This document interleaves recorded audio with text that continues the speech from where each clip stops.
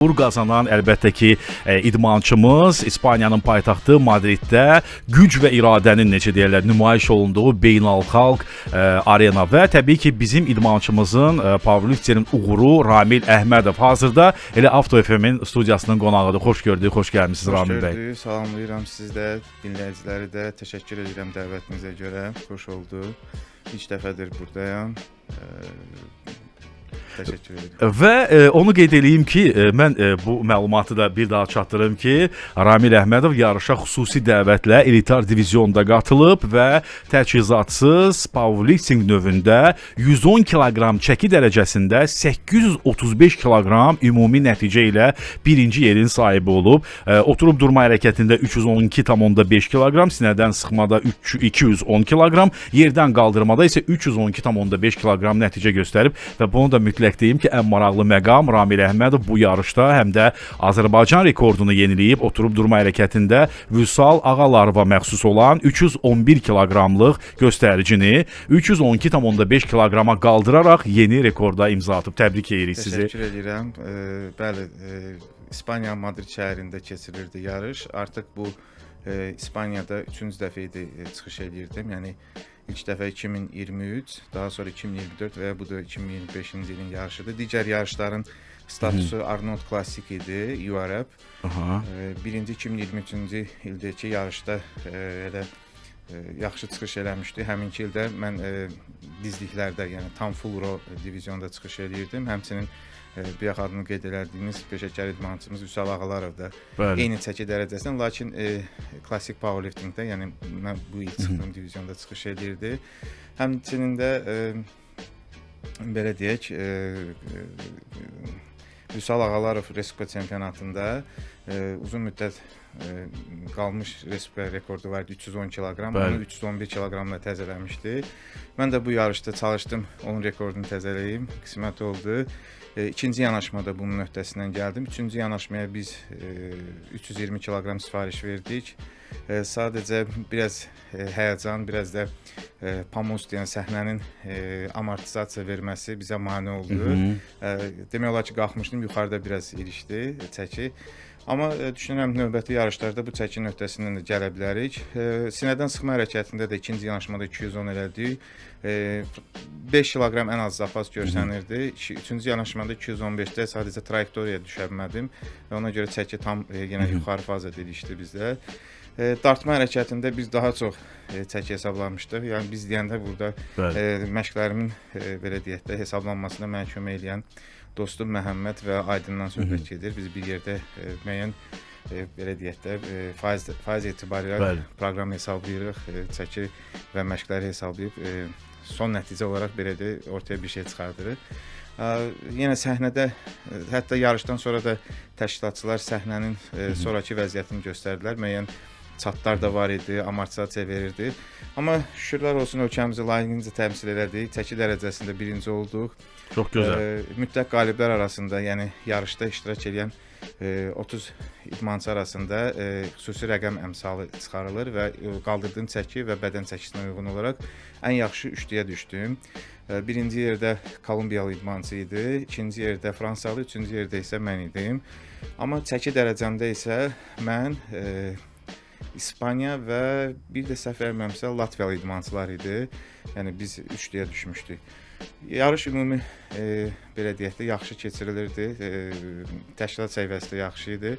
Düşünürəm ki, növbəti illərdə daha yaxşı olacaq. Bəli. Bəs Ramil bəy, hansı məsuliyyət daha çox üzərinizə düşürdü? Yəni siz idmançısınız, həm ölkəni təmsil edirsiniz, həm rekorda istəyirsiniz ki, imza atasınız, yəni birinci. Hər bir idmançı istəyir ki, qələbə qazansın, hər bir idmançı istəyir ki, birinci olsun.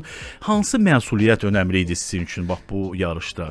Bilirsiniz, biz artıq yarışlara neçə illərdir çıxış edirik. İlk növbədə həmişə gedəndə federasiya rəhbərliyi bizə təlimatlar verəndə və biz özümüz də dərk edirik ki, ilk növbədə biz ölkəni təmsil edirik. Yəni Azərbaycanı, onun bayrağını, himni biz idmançılar layiqincə təmsil etməliyik. Ona görə ilk növbədə məsuliyyət budur ki, özümüzü, yəni ki, yaraşıq şəkildə özümüzü layiqincə aparaq. Bəli. Və nəticələrə gəldikdə isə bizim federasiya artıq idman növü 96-cı ildən fəaliyyətə başlayıb və neçə illərdir ki, beynəlxalq arenada bizim salib-sesdən qocaman idmançılarımız olub, var və yenə də olacaq və həmin idmançılardan həmişə beynəlxalq belə deyək də aləmdəki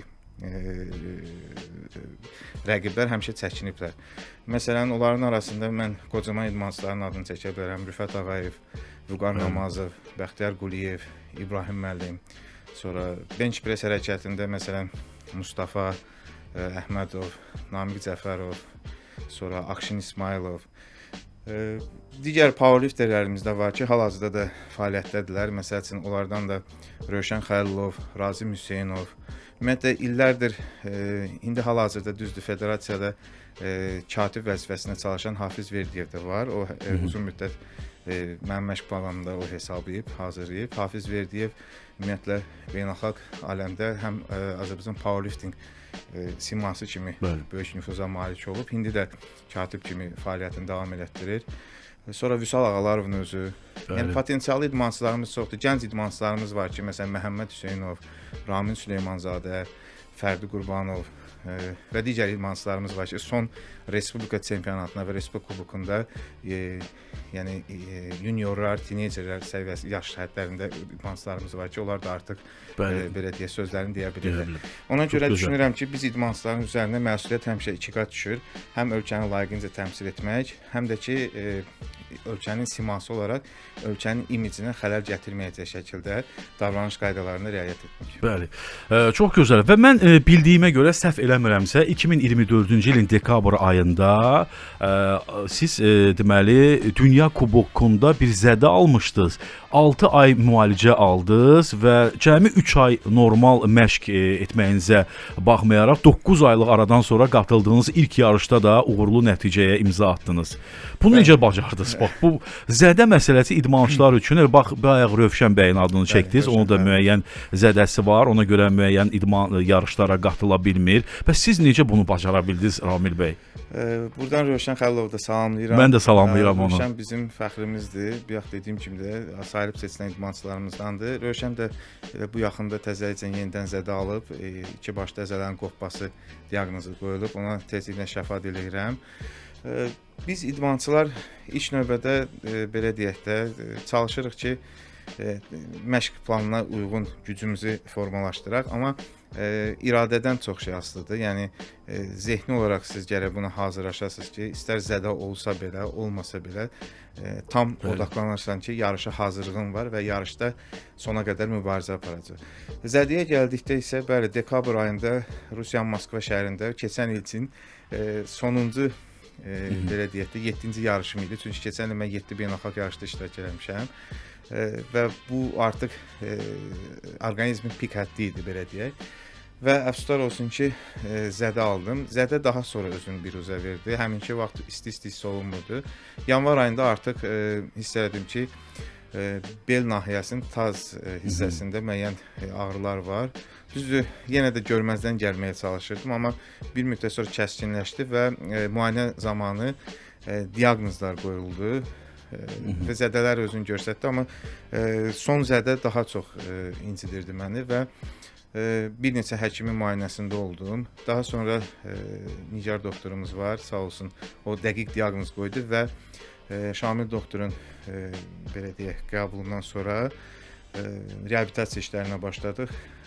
Reabilitasiya bitdikdən sonra artıq məşqlərə tam odaqlana bildim və belə deyək də çalışdım ki, o 9 ay ki aclıq yaranmışdı məndə bir növ.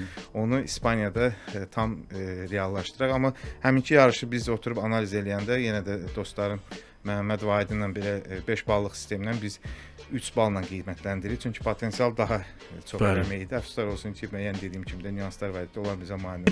Və təbii ki, bu idman növündə də powerlifting idman növündə də təbii ki, iradə, əzm önəmlidir. Maraqlıdır ki, Ramil bəy, güc, texnika, zehni hazırlıq, yəni bunlardan hansı daha üstündür hər bir idmançı üçün? İlk növbədə mən düşünürəm ki, emosional, yəni zehni olaraq idmançı iradəsini belə deyək də hazırlamalıdır və bu amil deyək ki, bütün amillərdən üstündür bildirlər. İkinci amil düzgün seçilmiş məşq proqramı və belə deyək də faizlərlə hesablanmış yanaşma. Üçüncü qidalanma və bunlarla yanaşı bərpa olunma prosesi. Bu amillər hamısı bir yerdə artıq ortaya bir belə deyək də yaxşı nəticə qoyur, məhsul çıxarır. Çox gözəl. Elə qidalanma dediniz onların arasında, bu da çox önəmli bir məsələ. Düzdür, mən idmançı deyirəm, amma nə qədər eləyirəm ki, şirniyyatdan özümü uzaq eləyim. Qlobal problem. Yəni bu mənim üçün həqiqətən o qədər problemdir ki, yəni bir gün, 2 gün, 3 gün, deyək ki, maksimum bir həftə dözə bilirəm və bir həftədən sonra yenidən artıq elə bir sanki bir dözümsüzlük, bir iradəsizlik yaranır və yenidən bu şirniyyata alıb yeyirəm. Yəni, amma bir idmançı, indi mən idmançı deyirəm, bir idmançı doğrudan da nə qədər iradəsi güclü olmalı, nə qədər səbirli olmalıdır ki, doğrudan da bir çox qidalardan elə şirniyyat da ona daxildir. Bilirəm ki, siz də deyəcəksiniz ki, şirniyyatdan maksimum uzaq durmaq. Maraqlıdır ki, sizin qidalanmanız, bax bu idman növü ilə məşğul olanın qidalanması necə olur və nələrdən imtina edir? Dediyiniz kimi power lifting, yəni power güc, lifting qaldırma, bu belə deyək də Amerikada keçən əsrin ortalarında yaranmış bir idman növüdür. Burada güc faktoru əsas önəm daşıyır. Ümumiyyətlə uzun illər powerlifter deyəndə, powerliftinglə məşğul olan idmançı deyəndə böyük, cüssəli, hətta qarınlı biraz belə deyək də idmançılar nəzərdə tutulurdu. Amma tendensiya dəyişir. Hal-hazırda dünya üzrə müəyyən powerliftinglə məşğul olan powerlifterlər var ki, hansı ki, onlar hətta gym brendləri ilə, məsələn, müəyyən gym brendləri ilə əməkdaşlıq edir və onlar öz qaldırdıqları çəkilərlə yanaşı həm də bədən quruluşu ilə belə deyək də zövq oxşayırlar. Düşünürəm ki, powerliftingdə əsas faktor güc olduğunu nəzərə alsaq belə yenə də sağlam qidalanmaya fikir verməliyik. Burada yenə deyirəm, sağlam karbohidratlardan söhbət gedir. Məsəl üçün düyü, qarabaşaq, bulğur, yulaf, bu tip karbohidratlar. Zülal mənbəyi kimi biz hamımızın bildiyi protein, yəni ki, bu zülaldır. Zülal da biz toyuq əti, mal əti, balıq əti, hətta belə deyək də bəzən daha tez qəbul etmək üçün, vaxt itirməmək üçün zülal ehtiyatımızı bərpa etmək üçün protein, yəni ki, toz halında olan formasından istifadə edirlər.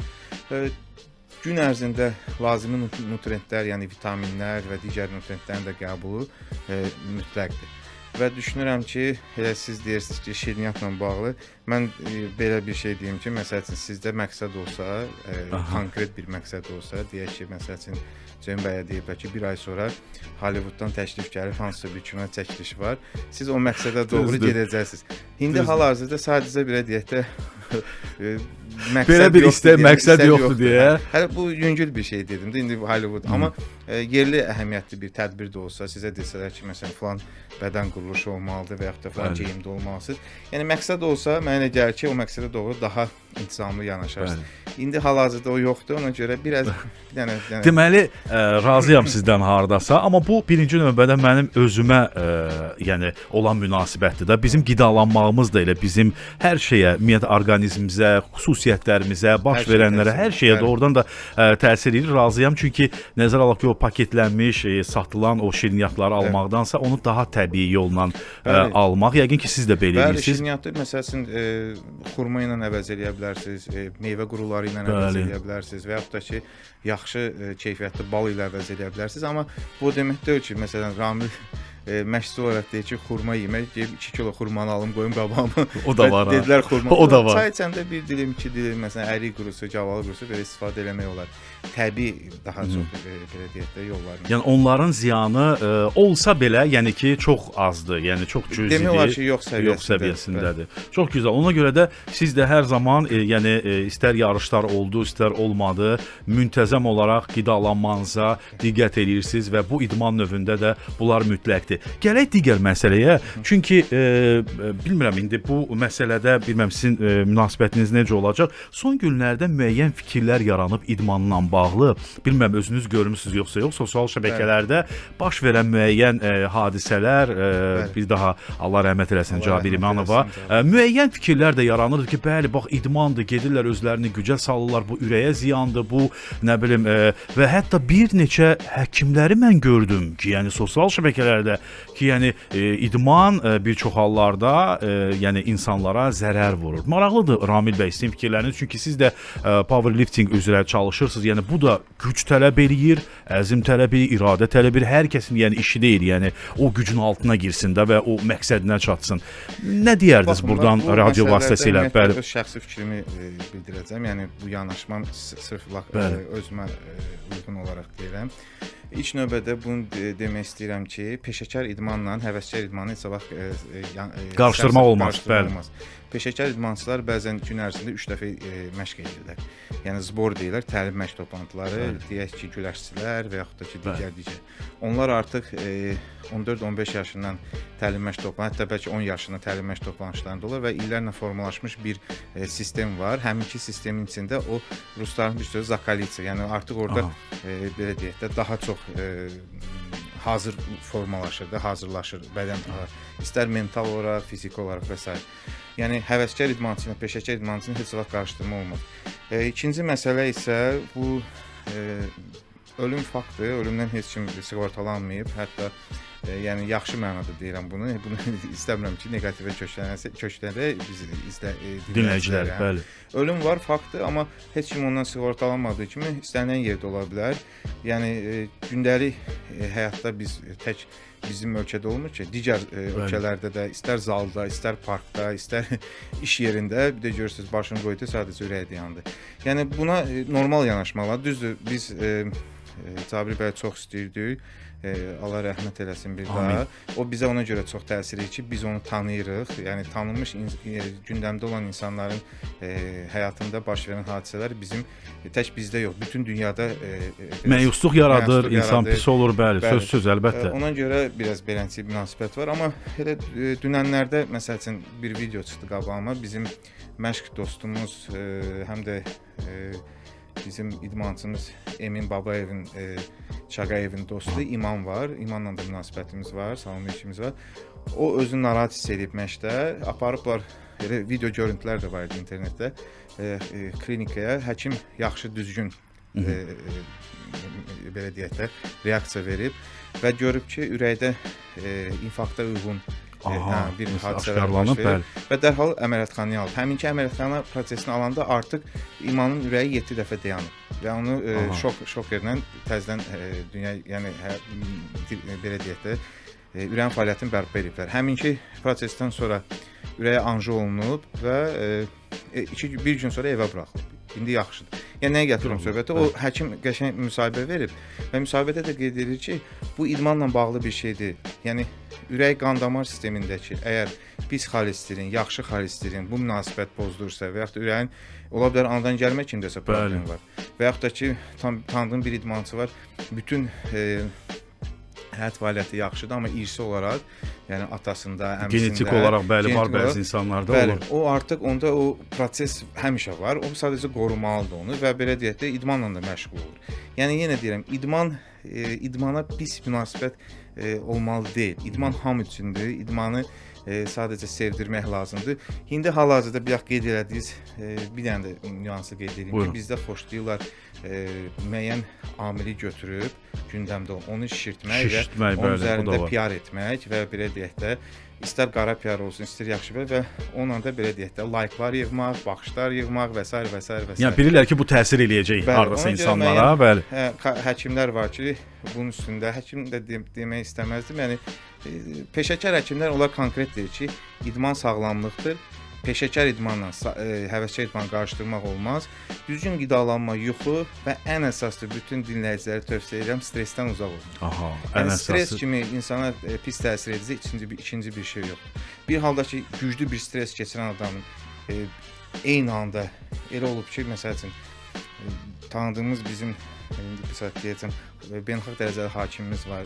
İtaliyalı hakim Pierluigi Collina. Bəli, Onu bəli. bilirsiniz də ona stres keçirib ondan sonra onun bütün bədənində tüklər tökülür. Yəni stresin göstərdiyi orqanizmdəki o təsir, bəli, çox doğru. Tövsiyə edirəm ki, stressdən uzaq. Stressdən maksimum uzaq duraq. Növbəti yarışlar, hədəflər nələrdir Ramil bəy? Bilirsiniz Ceyhun bəy, bizdə yarışlarla bağlı əslində təqvimdə beynəlxalq aləmdə yarışlar çox olur, amma biz xüsusi dəvət aldığımız və reytinqli yarışlara çıxmaq istəyirik həmişə və bu yarışlara da böyük əsas dəstək amil sponsor dəstəyidir. Bu amil çox vacibdir, çox vacib təsir edir və mən hal-hazırda çıxış elədiyim divizionlar xüsusi dəvət olduğu üçün şəxsi sponsorlar hesabına gedirəm. Hal-hazırda VPA-nın dünya reytinqində dünya kuboku, dünya çempionatı olacaq. Hardasa 40-a yaxın ölkə, 40-dan çox ölkə daha doğrusu və 650 idmançı iştirak edəcək. Çalışırıq ora hazırlaşa, daha doğrusu hazırlığa başlamışıq. Bunun üçün mən buradan elə Sobek şirkətinə çox sağ ol demək istəyirəm. Onlar hal-hazırda çalışırlar ki, məni təmin eləsinlər. Orada Sopsan və Sobex bir yerdə inşallah ki, oktyabrın 28-i ikisi arası Macaristanda olacaq. Çox gözəl. Macaristanda beynəlxalq belə deyək də yarışdır və düşünürəm ki, ölkəmizi layiqincə təmsil edəcək. Böyük heyət inşallah qatılır bu yarışa. Digər idmançılarımız da var. Məsəl üçün İlkin Namazov var, sonra Street Carol'dan böyük heyət gedir yarışa, sonra deadlift hərəkətində də Vüqar Namazovun özü də iştirak edəcək. Bütün komandaya uğurlar arzu edirəm. İnşallah ki, ölkəmizi layiqincə təmsil edək. Minnətdarıq sizə, uğurlar arzulayırıq bir daha. Çox sağ olun ki, gəldiniz bizim radiomuza. Minnətdarıq və növbəti yarışlara sizə həm böyük dəstək arzulayırıq, həm də əlbəttə ki, uğurlar arzulayırıq. Bəli, powerlifting növü üzrə bizim çempionumuz Ramil Əhmədov bugün Avto FM radiosunun qonağı idi. Bax, bir daha bu uğurlar həqiqətən göstərir ki, Azərbaycanlı idmançılar istənilən beynəlxalq arenada söz sahibi doğrudan da ola bilirlər. Təkcə güc deyil, iradə, inam və təbii ki, stressdən uzaq olmaq, dedi Ramil bəy, bunu əsas götürdü. Bu doğrudan da qalibiyyətin, necə deyərlər, açarıdır. Bəli, açarıdır. Bəli, Ramil Əhmədova bu möhtəşəm nəticəyə görə bir daha təbriklərimizi çatdırırıq, bildiririk. Gələcək yarışlarda daha böyük qələbələr arzulayırıq. Çox sağ olun ki, gəldiniz.